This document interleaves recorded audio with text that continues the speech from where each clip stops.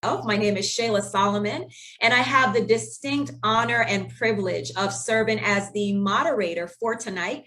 I'm also a member of Sigma Theta Omega Chapter of St. Thomas, St. John, U.S. Virgin Islands, and I serve as the connection coordinator. And tonight's event falls under my committee, and we're just so excited to have these dynamic women with us here tonight. So we're going to focus on women who lead in various areas, industries, and professions. And these include politics and public service. We have business, health and medicine, sports, military, and STEM. And I'm going to introduce all of our panelists in just a moment, but I wanted to set the tone for tonight. So here we go. Throughout history, women continue to show up and show out in countless professions by breaking glass ceilings and leaving their mark. And what a beautiful mark is it? We have brought our folding chairs to the table as directed by one of our trailblazers, Congresswoman Shirley Chisholm. And we did so unapologetically. In doing so, we have found our rightful place at the helm of leadership, and we do not ever intend on dimming our light. As women, we are strong, we are phenomenal, and we lead with greatness. As former First Lady Michelle Obama stated, there is no limit to what we as women can accomplish. Now, I am honored at this time to introduce to you one of my favorite people because she's just beautiful on the inside and the out, and she is, in fact, a true leader. And this is none other than the president of Sigma Theta Omega Chapter, and that is Mrs. Julisse Holder. And she's going to share some remarks with you in just a few minutes, well, moments actually. And then I have the exciting task of introducing our panelists. And then we're going to have a conversation. So tonight we're going to find out a little bit more about them, their journey, their accomplishments. And you know, these women are just so inspiring. So you're going to be able to get a few words of wisdom and things that can help you along the way. So thank you once again for joining us this evening for the Women Lead panel discussion hosted by Sigma Theta Omega Chapter. Madam President, the floor is yours.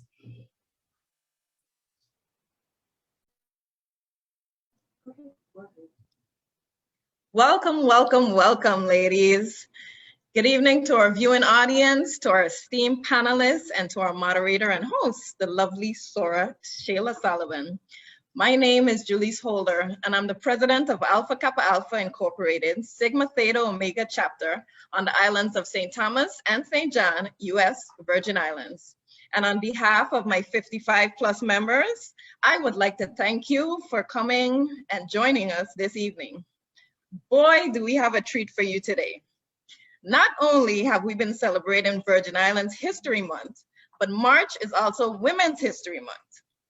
As we culminate this month-long celebration, tonight we bring to you 6 dynamic women from 6 different fields who have all come together for a down-to-earth conversation about life, community, career, and the power of being a woman. Representing politics and public service, we have former Senator Alicia V. Barnes, also a member of Alpha Kappa Alpha sorority. Representing the military, we have Mrs. Monique Dute Farrell, also a member of Alpha Kappa Alpha sorority. Representing sports, we have Ms. Rhea Steinman. Representing business, we have Mrs. E. Tichelle Calwood Warren. Representing STEM, we have Ms. Rashida Hodge. And last but definitely not least, representing health and medicine, we have Dr. Margaret Sproul Martin, who is also a member of Alpha Kappa Alpha Sorority Incorporated. Ladies, thank you for accepting our invitation.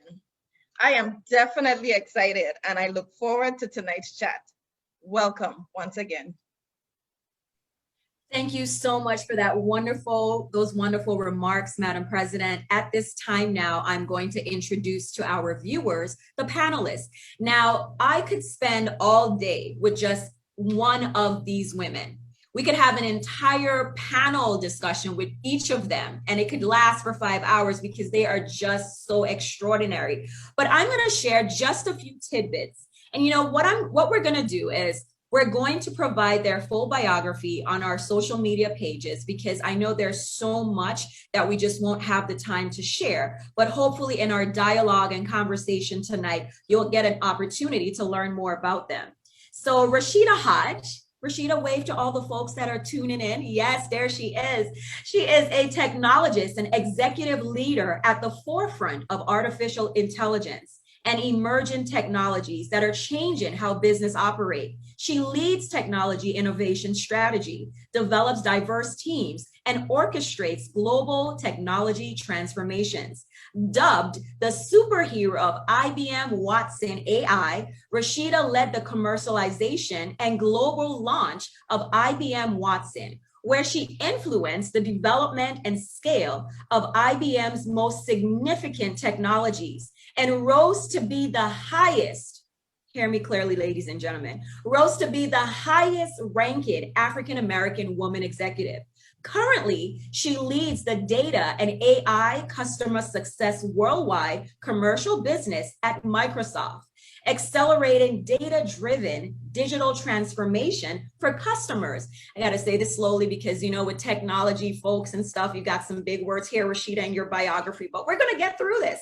Digital transformation for customers through a differentiated and connected customer experience. Originally from St. Thomas, U.S. Virgin Islands, her Caribbean upbringing gave her respect for strong communities, mentorship, and the power of diversity. In 2012, she founded the Real Hope for Next Gen Engineers.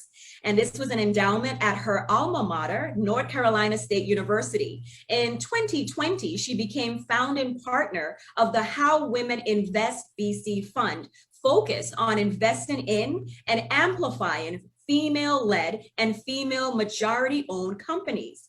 She has earned a Bachelor of Science and master's degree in Industrial Engineering at North Carolina State University and an MBA from Duke University School of Business. She was named to the Fortune magazine's most powerful next-gen women in 2018 and 2019, and named to Fortune 40 under 40 in technology in 2020.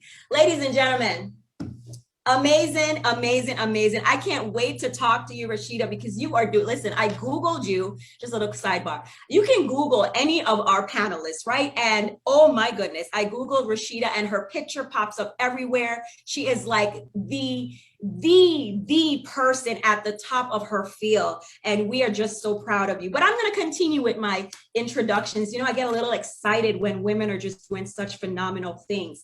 I now have the pleasure of introducing Miss Monique Dutay Farrell. She's retired Principal Deputy Auditor General of the U.S. Army Audit Agency. She was appointed to the Senior Executive Service in November of 2011 with more than 35 years of federal service as a civilian Army employee.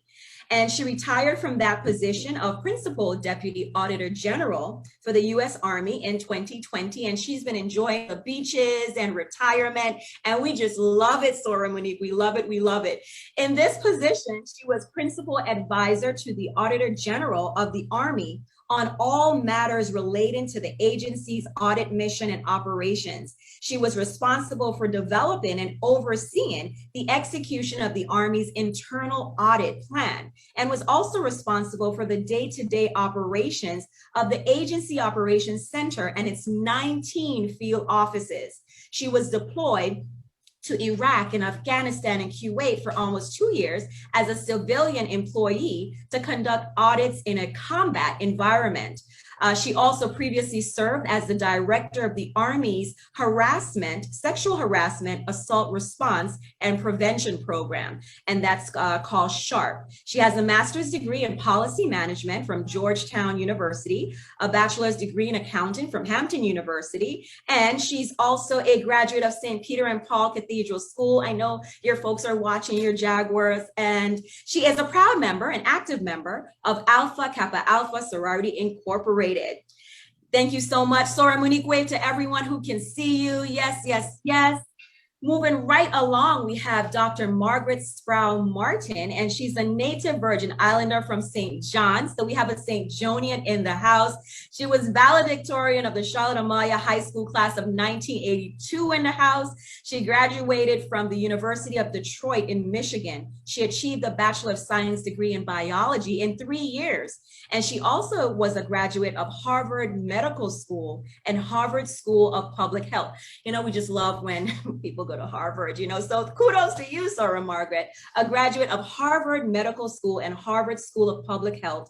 And she earned her doctorate in medicine and a master's in public health.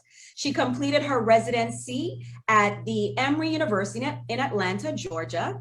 And she also served as a faculty member, as assistant professor there as well. She is the territorial perinatologist for the Virgin Islands Department of Health and has served as the chief of OBGYN at Snyder Regional Medical Center for more than 11 years. She is certified by the American Board in OBGYN and maternal fetal medicine, and she's licensed to practice in the U.S. Virgin Islands and the state of Georgia. In 2003, she was honored as the Physician of the Year. And for the past 23 years, she has devoted her time and skills to providing quality healthcare to all women, especially those with high-risk pregnancies. Sora Margaret, just wave to everyone. We just had Sora Monique, now we have Sora Margaret, right? And now it gives me great pleasure to introduce to you Tashelle Callwood Warren. And Tashelle, you know, I got to make sure I get your name right, okay? Tashelle Callwood Warren. She's the owner and operator of What I Wear Boutique. It's an affordable women's clothing boutique. I shop there. Yes, I do. And they have a physical location in Sugar Estate, as well as an online presence. Make sure you jot this down, www.whatiwearboutique.com. She's an alumna of the VI Montessori, All Saints Cathedral, and Charlotte Amalia High Schools. She further her education by achieving a Bachelor of Arts degree in Business Administration from the University of the Virgin Islands, as well as a Master of Arts in Organizational Management. She proudly operates her successful clothing boutique, and she specializes in unique clothing at an affordable price. She has also developed her own luxury lipstick line, and it's entitled Etc., to symbolize the expansion of the clothing boutique into other markets. She launched the Time and Place Institute for Social Development, and you can find that at www.timeandplaceusvi.com, and she did this in 2019. Now, the Institute provides a host of services, including image consultation, personal development, wardrobe consultation, youth development, outreach, host and moderator services, so many extensive things her organization provides. She believes in the people of these Virgin Islands and considers the launch of the Institute to be one of her greatest achievements since returning home. Her life's motto is quite simple: we pass through this world but once. Live every day, both purposefully and unapologetically. Tashelle, can you wave to everyone? There we go. Rhea Simon was born and raised on St. Thomas, U.S. Virgin Islands. She played on the Virgin Islands junior and senior national team from 2008 until she graduated from high school in 2012. She was an NCAA student athlete and was awarded a full athletic scholarship to a Division I school. Let me say that again. She was an NCAA student athlete and was awarded a full athletic scholarship to a Division I school, Bethune-Cookman University, and there she played volleyball from fall 2012 to 2015. During that time, she was named Athlete of the Month several times, and she also made the All-MEAC, you're probably going to correct me for that, Rhea, third team in 2005. She obtained her Bachelor of Science degree in Physical Education, coaching, teaching, K-12, and a minor in athletic training. Upon graduation, she started her coaching career at the college level, multiple levels actually. And in 2019, she was announced head volleyball coach of DeLand High School. In her first year, she led the team to regionals. In her second year, she led the team to the district championship, and of course, continued to regionals. Ria was awarded Volleyball Coach of the Year, and during her off season, she continues to coach at Doing More Everyday Sports Academy in Daytona, Florida. Last year, she made it a reality when she held her first volleyball camp at Ivana Udoracan High School for beginner and experienced players. And last but not least, we have Sora Alicia Barnes, as she's a 1984 graduate of the St. Croix Central High School. So we have a St. Jonian, we have some Tomians, and we have a Crucian represented here tonight. You know, that's how Sigma Theta does it. You know, we include everyone, right? So she holds a Bachelor of Science degree in Marine Science and Environmental Studies from Hampton University, and a master's degree in Public Administration from the University of the Virgin Islands. Her professional career is extensive, and I'll just share just a few. She was the director of the Virgin Islands Energy Office, assistant chief executive officer of the Economic Development Authority, commissioner of the Department of Planning and Natural Resources, and she also served as a member of the 33rd Legislature of the Virgin Islands. She currently is an associate managing director with O'Brien's. She has been the recipient of numerous professional and community awards, to include the Business and Professional Women's Organization, Young Careerist and Career Achievement Awards, and also honored as an emerging leader by Generation Now, an outstanding woman of St. Croix by the Mu Gamma Omega Chapter of Alpha Kappa Alpha Sorority Incorporated, and a woman of influence by the New Horizons Women's Democratic Club. She has been conducting her copyrighted workshop, Celebrating the Authentic You, and she's been doing this for the past 15 years. Her first book, Nuggets of Authenticity, was published on January 30th, 2021. That was this year. So make sure you get that book, Nuggets of Authenticity. You know, certain words give us a little tongue twister there, right? All right, ladies and gentlemen, I'm going to put the phone down. I read all of the introductions. I am so ready to get this conversation started.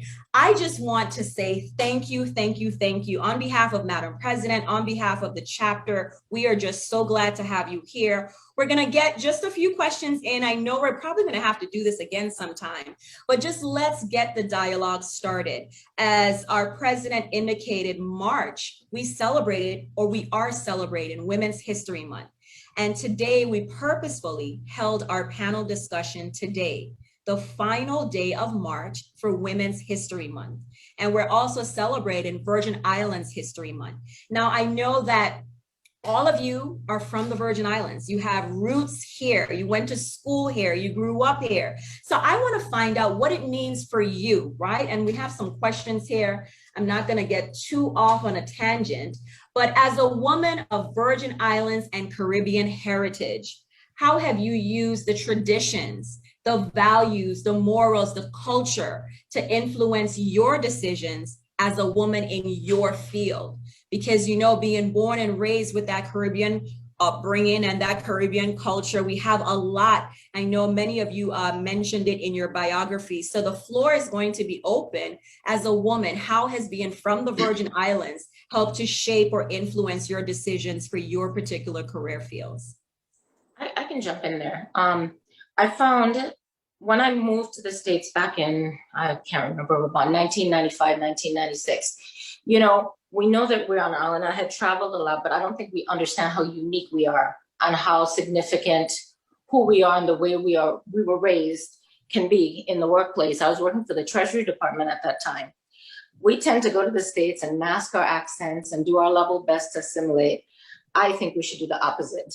Because my accent made me unique. It made me more interesting. People wanted to get to know me. People were fascinated that this girl that grew up on a 32 square mile island had traveled more extensively than so many other people in the office. I think for me, and I say this just because it was an eye opener to me how different we are. But I capitalized it because it was beneficial to me, and it really made my work environment totally different than the traditional Black person, for lack of a better word. Absolutely. I completely agree with what Tashelle said. I remember my freshman year at Hampton University, It was so easy to try to sound like everyone else. And what was interesting for me is that by the time my freshman year was over, everyone at my hall sounded like me versus me sounding like them. Because I Exactly. told them, you're gonna have to listen slowly and follow what I'm saying because I'm not gonna slow down. And by the time the semester was over, the school year, my freshman year, I had everyone going down the hall singing hot, hot, hot. It was Eddie and the Movements. It wasn't jam band yet. I had all of them converted. So I really, again, have to agree that we have to celebrate, our authenticity when we're abroad. Absolutely. Yeah, I think we often underestimate the film of confidence that we gain growing up in an environment where we see people in leadership positions that look like us. So for me, this has been extremely instrumental, right? Especially as I've built my career in a very white, male-dominated industry where I don't see people that look like me. I don't work with Black people on a regular basis. I don't work with women on a regular basis. It's still very much an anomaly. So while I will be totally disingenuous to say that I didn't have struggles of my own as I built my career as a Black woman executive, I think I was able to face those struggles with courage and a different film of confidence because of being grounded in my upbringing and being grounded in the fact that, I didn't start those conversations with the thought thinking that I was less of myself because I was a Black woman, but I thought of myself as courageous and as powerful because I was a Black woman. And I owe that form of confidence to my upbringing. I'll chime in here that the thing that was really helpful to me is the values that I was taught as a young woman growing up in the Virgin Islands. First, about strength, and being confident, being independent, and most importantly, the value of taking care of people and putting others before yourself. And that was something that I really took into the workplace. And I'm proud to say that it's one of the things that I was recognized for, the fact that I cared about the people that I led. I always cared about the people that I led. And when you demonstrate to people that you care about them, that you're interested in their success, it's not about you, you're concerned about their success, then they are truly willing to follow you because they know that you will take care of them. And I just want to jump in and piggyback on what you're saying. Because we're from the Virgin Islands, it's small. So often there's a village raising you. And so as a coach, being in the sports, being into the sports scene, I often just try to make sure that I am a part of, those players' village. I make an impact on them to help them to show them the way, to show them that you can do this. I did it, and so can you, and just lead by example. So I love the fact that we are small and that we have everyone chipping in and pitching in and giving us and just doing what they can to raise us up the right way.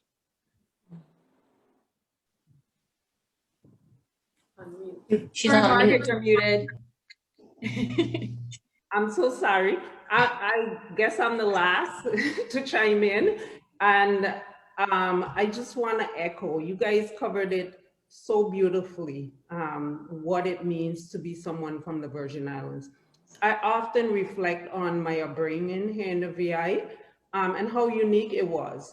I was able to grow up in an environment where everybody, role models included, look like me, and it really contributed to my self-confidence and self-worth.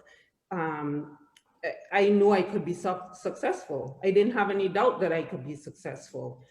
As a single mom, the VI connection worked so well for me in places like Detroit, Boston, Atlanta. I could always find a VI connection and depend on those folks to help me out when I needed to. And even more importantly, in deciding on a career choice, I looked to see what I could do to contribute to our community. So I decided to go into OBGYN, but I knew I needed to find my niche. And I knew at the time there was not a perinatologist, somebody that specifically takes care of high-risk pregnancy. And so that guided me into that career path. It's always been about taking care of the community for me. And you know, Sora Margaret, that's going to transition us right into my next question, because I wanted to know who or what somewhat influenced you or got you into your career path, you know, military, sports, STEM, business, politics. Was there a particular time or moment in your life where you said, yes, this is what I want to do, or someone or something specifically got you to where you are right now in your current role? Well, so let me start off here. If I don't, I'm sorry, Alicia. That let me clarify for the listening audience. So you have me categorized as military, and yes, I proudly represent the military, but from the role of a civilian. I did not serve in the military in uniform. However, I'm really proud to say that I'm a military spouse. I'm a military mother. And because I worked for the Department of the Army for over 36 years, I really believe that I bleed green because I have so much of the Army within me. But for my particular specialty, which was accounting, all the time growing up, I wanted to be a teacher. I just thought that I wanted to be a teacher.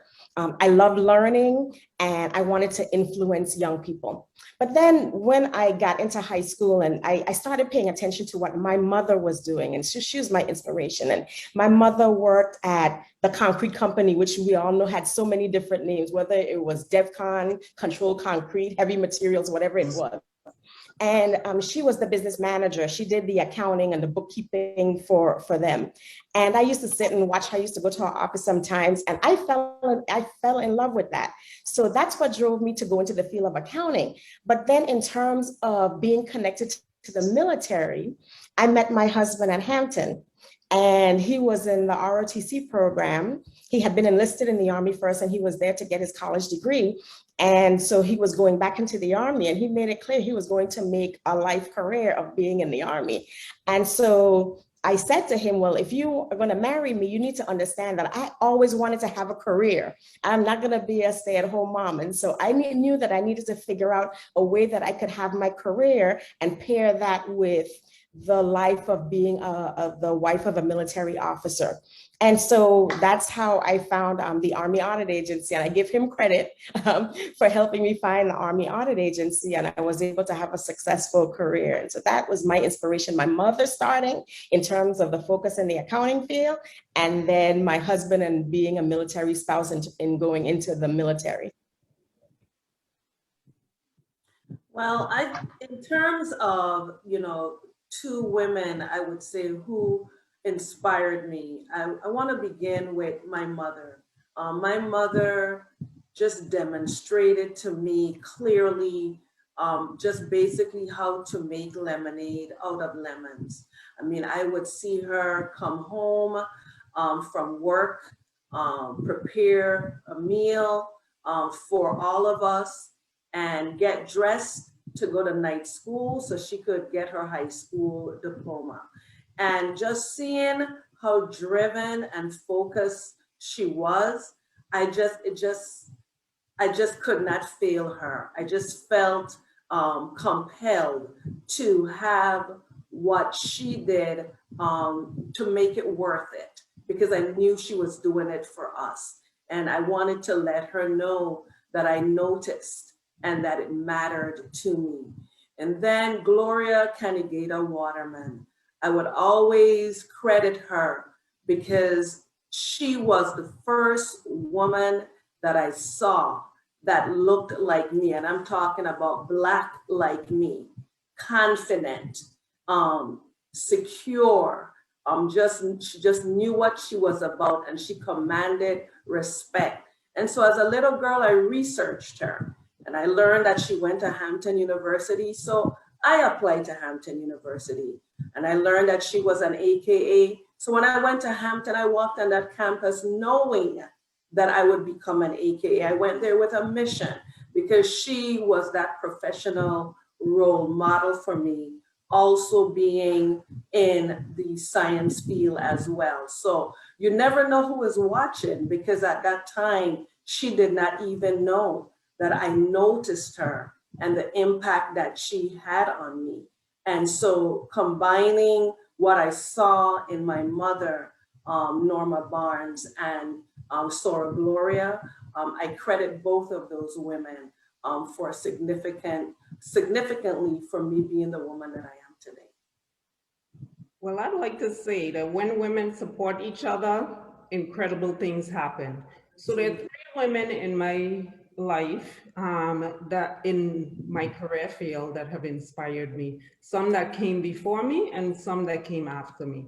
The first one is Dr. Ruth Watson. She was a former chief medical officer for Schneider Regional Hospital. And during her tenure, she was intentional about recruiting and promoting local physicians.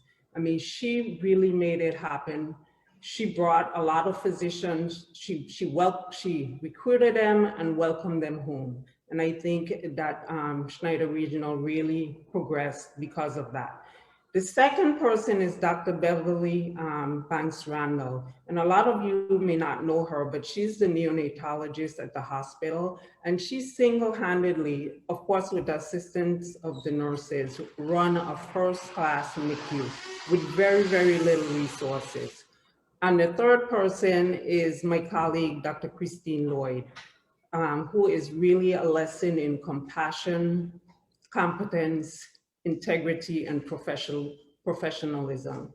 And I really thank them for being in my life and supporting me.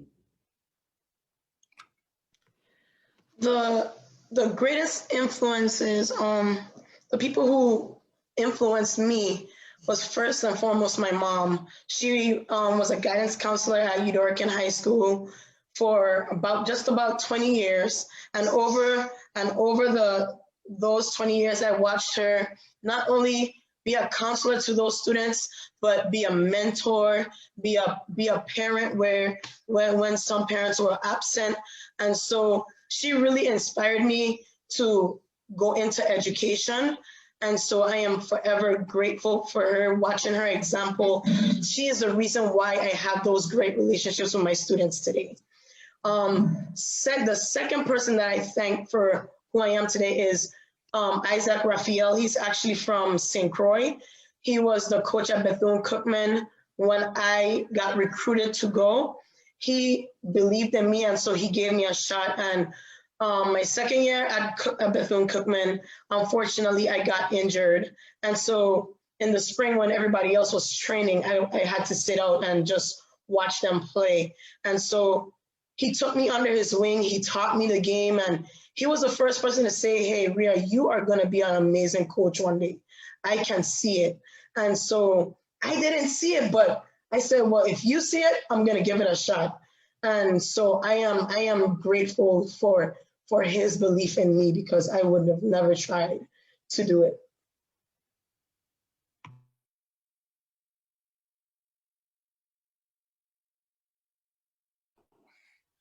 I credit my mother, Ingeborg Marrero, and my grandmother, Ethany Francis. My grandmother grew up on St. Croix. She had a white father who could not acknowledge her in public, and a Black mother that passed away when she was very, very young. The lady that took her in was no relative of ours. It was just this kind lady that took my grandmother in and decided to raise her. I don't know too many of us growing up in those circumstances that would excel. My grandmother grew up, she married her husband, they had 5 successful kids, a world of grandkids, and she had a successful career. She worked for 43 years as an elementary school teacher, which I don't even know how she got past the year 31, because I think I would have been done at that point. But she taught us the lessons of not only just being professional, if you have a job, take it seriously, but she was also very kind to people who needed help. I remember growing up, there was this lady, she came to the house. When I was young, I didn't quite understand why she came every Sunday. She came every Sunday because she couldn't read or write. And my grandmother would sit down with her every Sunday and help her to write her checks for her bills. And you know, when you grow up seeing that, I feel like you have a natural instinct to help other people along the way.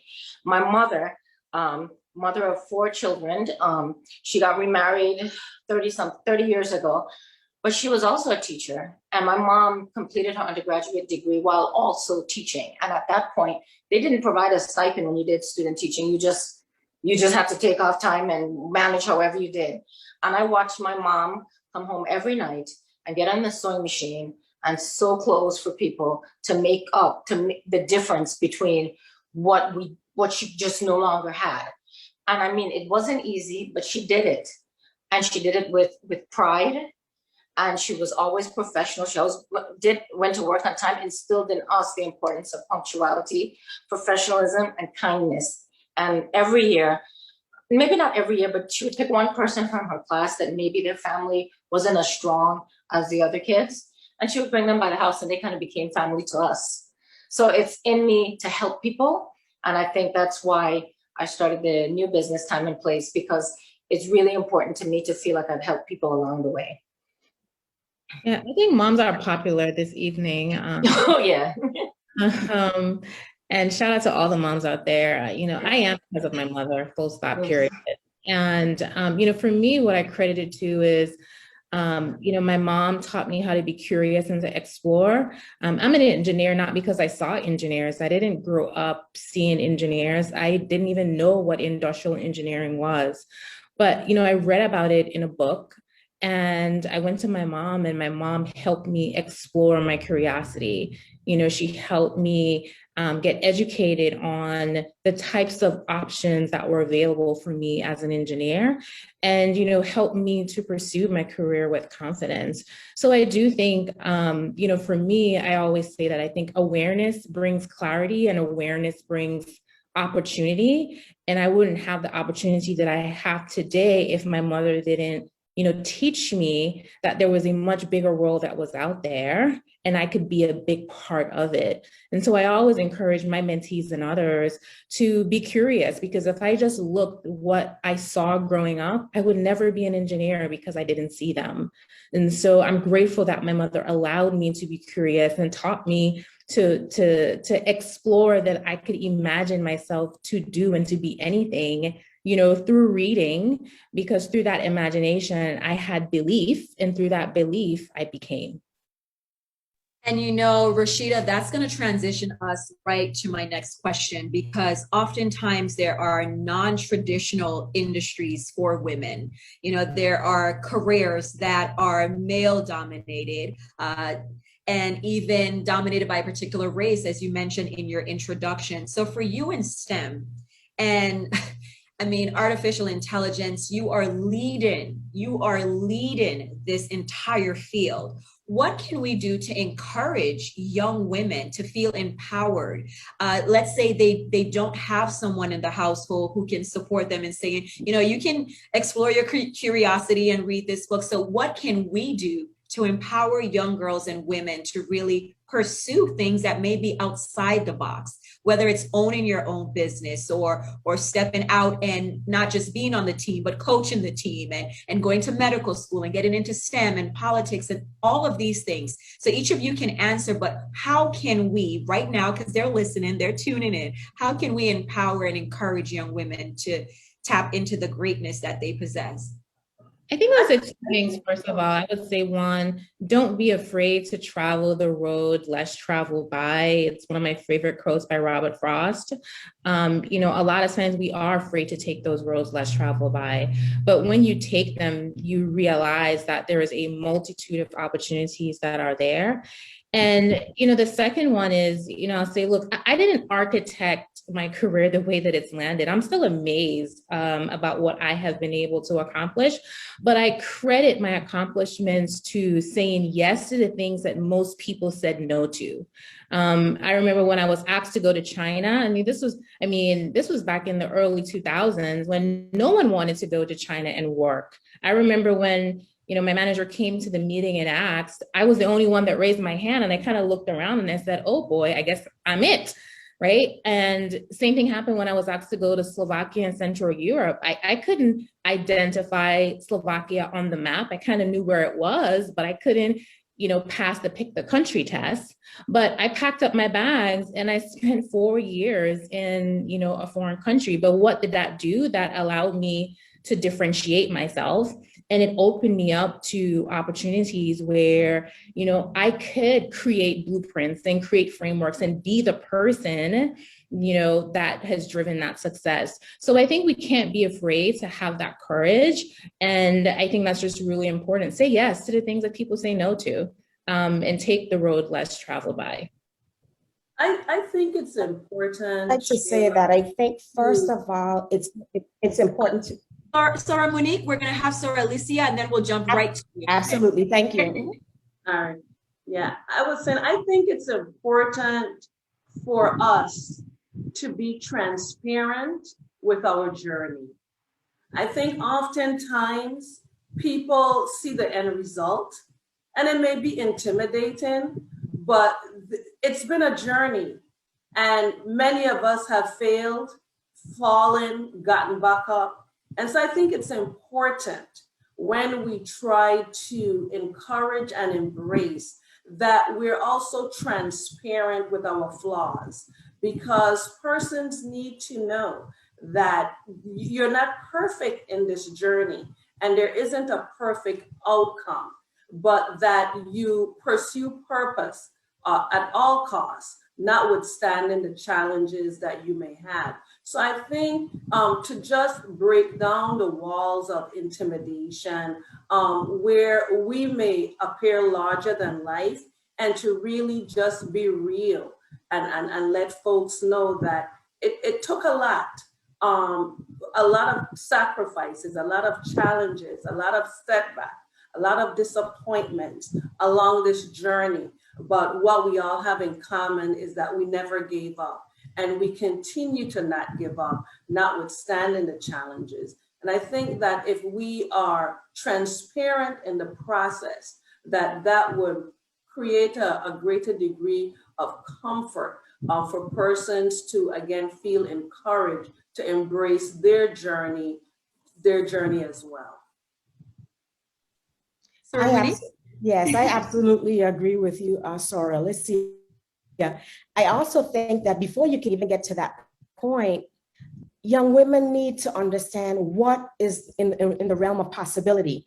And if they don't see examples like the women on this panel, they might not even be able to imagine that. And so many of us came from backgrounds where we had people who could inspire us, but think about the young women who might not have a role model, somebody in their family who can push them and show them what is possible. So first of all, kudos to Sigma Theta Omega for providing this platform, because it gives us visibility, right? So we need to be visible, and we need to look for other opportunities, other platforms where we can demonstrate what is possible. And then when we get into these roles, I think one of the most important things is that we follow through with what I consider a responsibility and an obligation to reach back and pull up and be a mentor, be an example for others. Yeah, okay. I just feel like I agree with what everybody said before me, but I feel like we also just have to be the person who we want others to be that example. And when you are that example, you will influence them without even trying. And so just let your character speak for yourself and encourage those girls. Tell them, hey, if you want to be a football player, go out and be a football player. Just because boys majority boys are playing it, don't let that hinder you from wanting to pursue that. And so that's just the biggest thing for me. Be the person who you want them to be and encourage them to chase whatever dream that they have. I totally agree. I think we need to share, encourage, and support in whatever way we can. And when I say share, I mean not just informal platforms as this one, but in our everyday life. I mean, the people that we see every day that may not have these role models or may not know opportunities exist. And just by starting a conversation and sharing your story and acknowledging that your path their path isn't going to be the same as yours. Everybody's path is different, but there's a way forward. I think that helps. Supporting by introducing, even if you may not be the person that person needs, I'm sure that you know someone who is that person. Okay, so providing them with a network, pushing them in that direction so that they can meet somebody, another change maker, another non-traditional person. Even if it means men. I mean, we're not talking about men today, but there are a lot of men that have integrity, that are willing and rooting for us to do well. So I really think it's important for us to share, encourage, and support in every way that we can.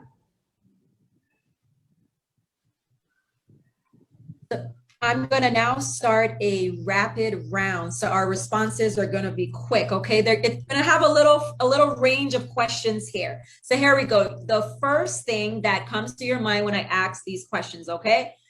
And we're going to let's go in this order so we can flow, right? I'm going to look from my screen. So we're going to have Alicia. So Alicia is going to go first. Then we have Sora Monique. Then we have Ria. Then we have Sora Margaret. Then we have Rashida, and then we have Tashelle. Everybody ready? Okay, here we go. Favorite local food, go. Pumpkin butter sauce. Red pea soup. Sorry, Monique. Fried fish and Johnny Cake. That's for sure. Chicken. I lost track of where I'm at. I'll call the person first. Ria, you're up now. Curry chicken or roti. Sora Margaret. Welts, without a doubt. Rashida. Johnny Cake and fried fish. And Tashelle. Curried lobster from Men's Seaside Bistro. That's it. The only place that you go. Give it a plug. Need a sponsorship now. No, because they make it's the best. Your favorite leadership role or career in your entire lifetime thus far. So, Alicia? Favorite? Yeah. Teacher, actually, college professor. Okay. Sora Monique? Director of the expeditionary audits team when I was downrange in Iraq, Kuwait, and Afghanistan because of the challenges it presented. Fantastic. Ria? Starting up my paid forward volleyball development program. I am the sole owner of that, and so that's my biggest accomplishment. Sora Margaret? My tenure as board representative, the physician representative to the board of Schneider Regional Medical Center, one, because it was an honor to be elected and re-elected by my colleagues. And secondly, we were very short-staffed, but we were able to navigate the budget cuts and Irma Maria with all the structural damages. And I'm really grateful for that opportunity. Rashida? The director of IBM's Artificial Intelligence Professional Services team. Fantastic. And Tashelle? Opening Time and the Time and Place Institute for Social Development, because there are both children, our Virgin Islands kids, as well as adults that need help. I really enjoy helping people to maximize their potential. So it's brought me a lot of joy, a lot of fulfillment. What skill set do you use the most in your current career? What skill set or leadership trait, characteristic do you use the most in your current career? So, Alicia? Critical thinking and organizational skills. Sora Monique? Communication skills, being able to communicate up, down, and across at all levels. Ria? Having those interpersonal relationships and active listening. Sora Margaret? Effective communication, compromise, resourcefulness. Rashida? Respect for the person, not the title. I think the main role that we have in life as leaders is to be human and to treat others as such. Yes. Tashelle? Organization, the ability to communicate with people on all levels, and empathy. what is one thing that was not shared tonight in your bio? Well, what was one thing that I did not share from your bio that is something that everyone should know about you? Or what's something that's not in your bio that everyone should know about you? Sora Alicia. For me is that I am a mother first. That is my most important role. It is the one that is of most significant, my number one priority, and above anything and everything that I have done or endeavored to do, being a mother is the most important. Sora Monique. So Alicia, I'm following you, but it's one of the things that any of my mentees will tell you that I would say, everyone said you can have everything. And what I would say to them is you can have everything, not necessarily all at the same time. And that's because when I was a young professional, my commitment was to make sure that I raised my children so that they could be good human beings. And so that was the most important thing. And I was able to be successful, but I put everything into my children so that they could be independent, and then I could fly and progress to the levels that I knew was possible. Absolutely. Ria?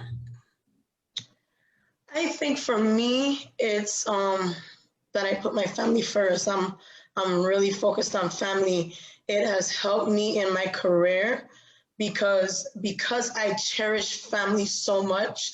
I naturally implement that into my volleyball program. And so my players are almost like my younger sisters, or my kids. Sometimes I'm too young for that, but it's just, I love having that family role, that family environment where everybody just loves and cares and genuinely wants to see each other succeed. Sora Margaret? I love to walk, garden, travel, and read. And I like to read romance and action novels, not not the deep stuff that relax and take my mind off of my reality. Rashida? I think for me, it's, I enjoy taking a pause. My mom taught me that we need to extract meaning, not just from our work and external accomplishments, but from the internal peace that is derived from really recharging and connecting with your family and your loved ones. So it doesn't feel that way in my bio, but I really love it. I'm glad you shared that, because no, it's not. Tashelle? For me, and he hates when I shine the light on him, but my husband is my greatest supporter. I don't think I would be doing any of the things that accomplishing any of the things that I've accomplished over the past, about 10 years, were it not for him. He's a dreamer, and I'm the more practical one. So I may have a dream, and then I say, oh, no, I don't know if I could do that. No. It could be something that's seemingly insurmountable. My husband's approach is, let's do it. So it's kind of, for me, a more cautious person, having him in my life helps a lot, because I'm willing to take more risks. And I've never once taken a risk that he suggested and regretted it. So I think his advice is really good. Fantastic. Now, your favorite quote, or what do you consider to be your philosophy of life, your mantra? Like, what would you say is your favorite quote, philosophy of life, anything along those lines, a credo? Sora Alicia, you're up first. Well, my favorite biblical quote or biblical verses, I can do all things through Christ who strengthens me.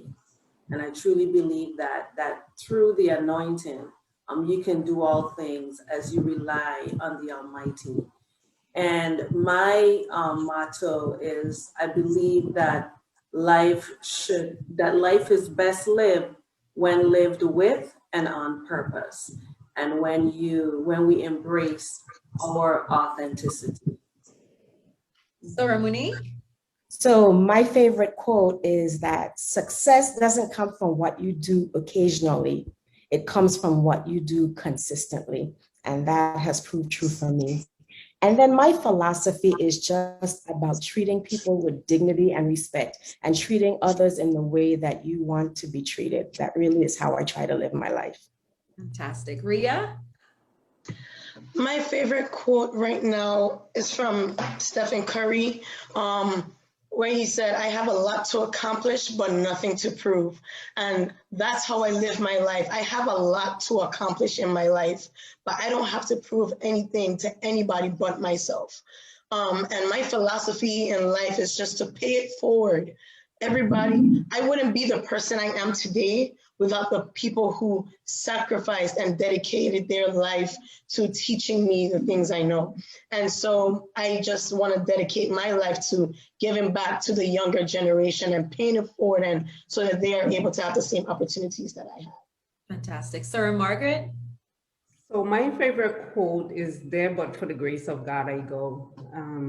I can think of so many different paths that could have deterred me from where I am today. And I feel blessed and grateful that I was able to accomplish what I have. My mantra is purposefulness. I try to live purposefully, making sure that every action and word that I say either helps somebody or helps myself and doesn't hurt anybody or hurt myself. Rashida? So, I live by building from your circumstance and finessing it into your greatness. And I stress your greatness because your greatness may be very different from my greatness. But I believe that, there's no sense in humming and hawing about what you have and what you don't have, but be the author of your outcome. Michelle? You mentioned my quote was in my with the biography. It's simple. You pass through this world but once. You owe it to yourself to live purposefully and unapologetically. And then my other quote is "Si se puede," which is Spanish for "yes, you can," because we can accomplish anything we put our minds to. That I know for sure. And Madam President, I'll have you share your favorite quote or philosophy of life as well.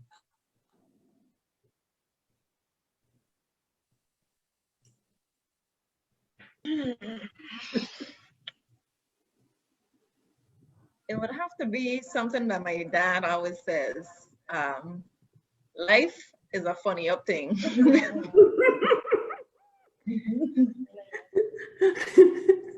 Just roll with the punches? Yeah. Roll with the punches. It goes up, it goes up, down. It's unrecognizable at times, but you just roll with it. Life is a funny up thing. You know what? That's going to bring me to probably my final question, but I want to share my favorite quote. I'm just going to do the short version of it by Marianne Williamson. Our deepest fear is not that we are inadequate. Our deepest fear is that we are powerful beyond measure. It is our light, not our darkness, that most frightens us. When I say that, this is something that I live by, because I always believe that if your dreams don't scare you, they're not big enough. If you are stuck in your comfort zone, there's something else that you can do to really just stretch yourself to the limits, mentally, physically, just intellectually, to really find your purpose and tap into your greatness. But at the same time, I believe in finding balance. And I just love a lot of the quotes that you shared, because it speaks to who you are as women. It speaks to a lot of how your journey has progressed and the people that you are today. And this brings me to probably going to be my final question before I allow each of you to wrap up. When we talk about confidence as women and being strong and being resilient, our Caribbean roots have a lot to do with that. But at the same time, as women, we don't have a choice but to be strong. So I want you to just share with me how you, over your career, over your journey throughout your life, have been able to build confidence in who you are and continue to be resilient. So we can go in any order for this when the rapid round is finished. And this will actually be our final question before you get to share closing remarks, each of you, with our audience. Well, I'll begin. I truly believe the word of God. And I believe the Bible, when the Bible says that I am fearfully and wonderfully made. I mean, I believe that. I believe it with every bit of my being. And so knowing who I am because of who God is in me gives me a degree of peace. And with that peace comes confidence. And especially if you are on your divine path, walking in your purpose, you have no choice but to be confident because you are living the life that you were sent here to live, created uniquely for you. And so you navigate life as an authorized, bona fide agent. We have a badge of authenticity and we need to wield it. And with that comes a certain degree of confidence. And so for me, I truly credit just who I am because of my relationship, my personal relationship with Jesus Christ, living my life based on biblical principles and really and truly believing the word of God and believing that I am who God says I am. I agree 100% with you. You really hit home. And so, I've just learned in life that every experience, every obstacle, every journey, every bit of your journey was meant to be. And when you learn to embrace it and enjoy the ups, enjoy the downs, and learn from those experiences, you are gonna have you are destined for greatness. And so because I embrace those journeys, because I embrace those obstacles, and because I embrace those experiences, I stayed persistent. And with that, I learned to believe in myself and my abilities. It's so wonderful to hear such a young woman like Ria speak like that. Because one of the things that I learned is that it took me time. I'm just being like Sarah Lisa said earlier about being transparent. I was not always confident. I didn't always have that inner strength, and I had to learn that. And it was through my experiences, and not just only the positive experiences, my successes.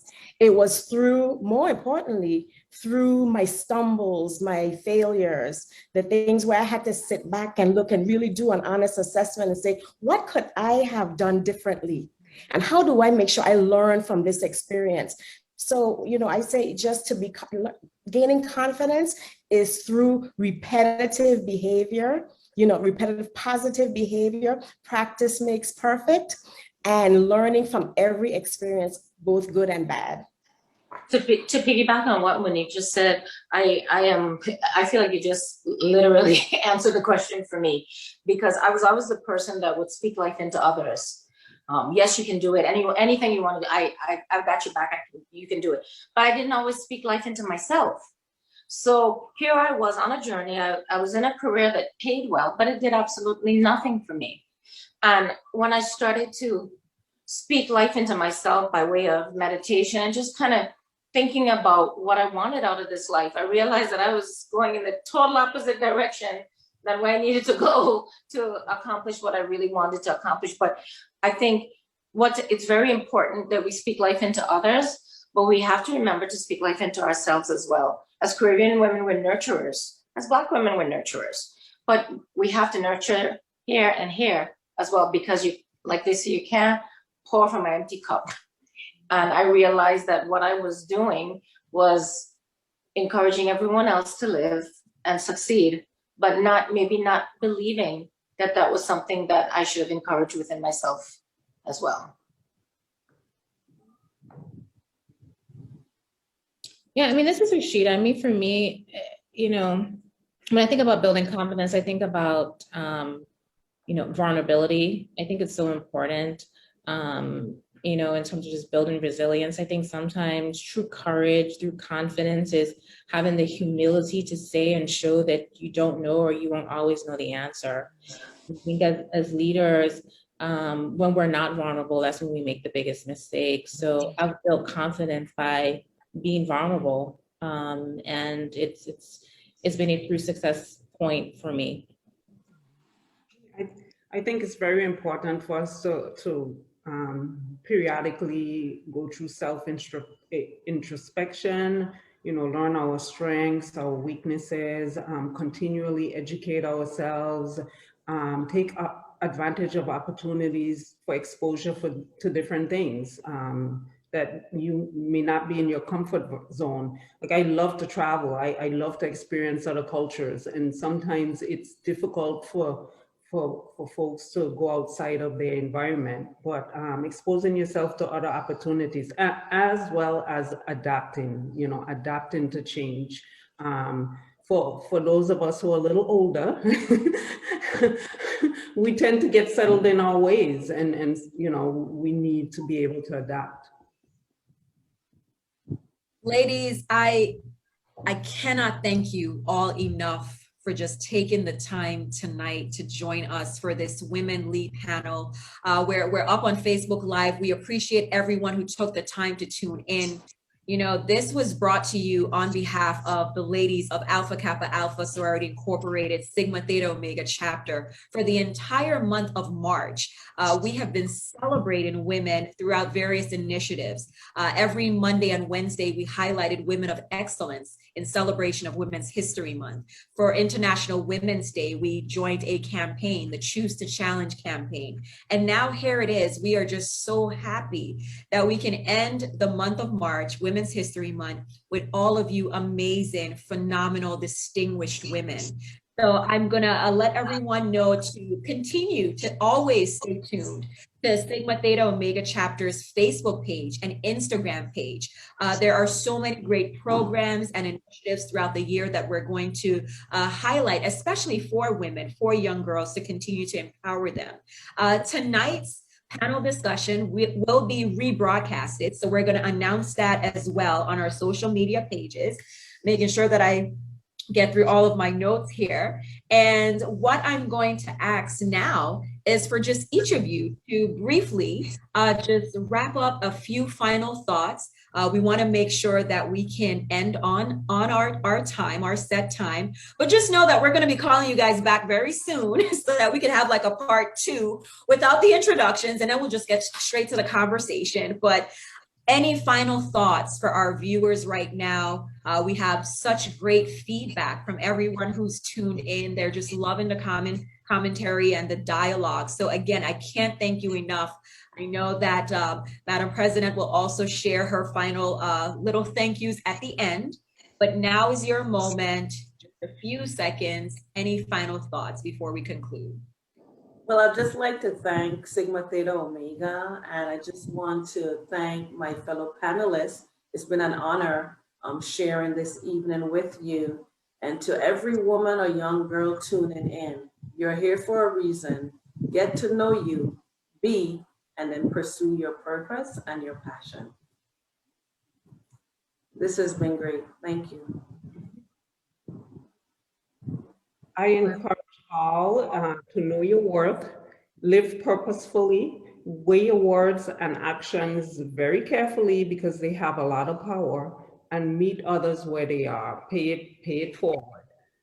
Thank you all. I enjoyed being on this panel with all of you, and I wish you continued success. Thank you for the opportunity to participate on the panel. And to my esteemed fellow panelists, you all have inspired me. Truly, I've learned so, I know many of you, but I've learned so much more about you through this dialogue. And the final thing that, I want to say is that I'm thankful to God for everything that He has put in my life, every person He has put in my life, every opportunity He has given me. I know that there is nothing that I've been able to accomplish without Him. And so I'm thankful that, and I just encourage everyone to find whatever it is that higher power that gives you the strength that you need when you face challenges, not only when you're doing well, but particularly when you face challenges. What are you going to lean on? And I know who that is for me, and I'm very thankful for that. Yeah, thank you for the opportunity. It's been great to get to know the different panelists. It was a very thought-provoking conversation. My advice for the amazing women out there is wherever you are is where you belong in the truth of who you are. And I would encourage us as all women, as that we lift each other up as we climb? First and foremost, I just want to thank you guys for having me on this panel today. It was such an amazing experience for me. And my message to any young woman out there is just don't let the fear of what society might think discourage you or stop you from pursuing your dream. If you have a passion for something, go out and chase it, because you can only stop yourself. Well, for me, I'm just really thankful to participate on this panel with you, wonderful women. I've learned so much. It's really been a very insightful experience for me. I think what I would leave on this note is, we speak a lot about helping younger people to achieve their goals. I think it's really important that we do the same this way. Women tend to not support each other because it can get so competitive. We sometimes don't understand that cooperation is so much better than competition. We would achieve so much more. So I not only want to stress the importance of helping our youth that are coming up now, but don't forget to help each other. Don't forget to take it this way as well, because we all, just listening here this evening, we have so much to share. I've learned so much. Imagine if more women did this all the time. Thank you. Madam President, I'll let you give your closing remarks. I just really want to thank everyone for participating, whether you participated as a viewer or a panelist. Our goal was to touch someone, and I think we wholeheartedly hit our targets. This panel was extremely impactful for me. And panelists, I want to thank you for sharing your path. Everybody goes through it on a different path. Thank you for sharing your story with us, and we look forward to seeing and hearing from you again. The night cannot end without a group photo, right? So let's just face forward and get ready for this picture to just capture this entire, yes, get closer, Rashida, Sarah Margaret, yes. Okay, so here we go. Sarah Tracy, you can take that photo for me now.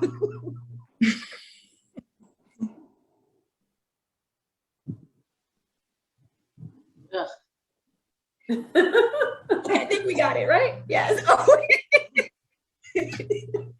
Excellent. So ladies and gentlemen, I cannot thank you enough for your participation tonight, for our panelists. And I just want to take a moment to just again highlight each of them tonight. The goal tonight was to have 6 women who lead in various industry professions, careers, and just having such a diverse background. So we had Sora Alicia Barnes for politics and public service. Wave to them one last time before we wrap up. For our STEM, Rashida, I'm like your biggest fan. I just hope you know, okay? I'm like your biggest fan. I just have been so impressed with everything that you have accomplished. And I know we're going to talk because there are just so many great things that each of you, I have so many ideas already of what we can do next. Okay, so I hope my president is ready. There are going to be so many more activities to come because you ladies are phenomenal. But we had Rashida Hodge for STEM. We had Tashelle Callwood Warren for business. Thank you, Tashelle, for joining us. We had Sora Margaret Sproul Martin for health and medicine. Thank you, Sora Margaret. We had Rhea Simon for sports. Thank you, Rhea. And for military, and yes, she did clarify that she worked as a civilian in the military, but Sora Monique, when it comes to just still having that vast knowledge and expertise, you are just always the first person that comes to mind. So thank you so much, Sora. Monique Dute Farrell. Thank you, ladies and gentlemen, everyone who took the time to tune in. You could be doing anything on your Wednesday night, but you decided to join us here tonight. And don't forget, it's going to be rebroadcasted. So in case you missed the beginning, I know some of you were able to catch the Facebook Live and Instagram Live at the tail end, but we're going to let you know when it's going to be rebroadcasted. And we thank you so much for joining Alpha Kappa Alpha Sorority Incorporated, Sigma Theta Omega Chapter for tonight's final activity for Women's History Month, the Women Lead panel. Ladies and gentlemen, do enjoy the rest of your night and always stay locked and informed to Sigma Theta Omega Chapter's social media pages. All the information that you need can be found there. Ladies, thank you, thank you, thank you, thank you, thank you, thank you. Have a good night. Good night.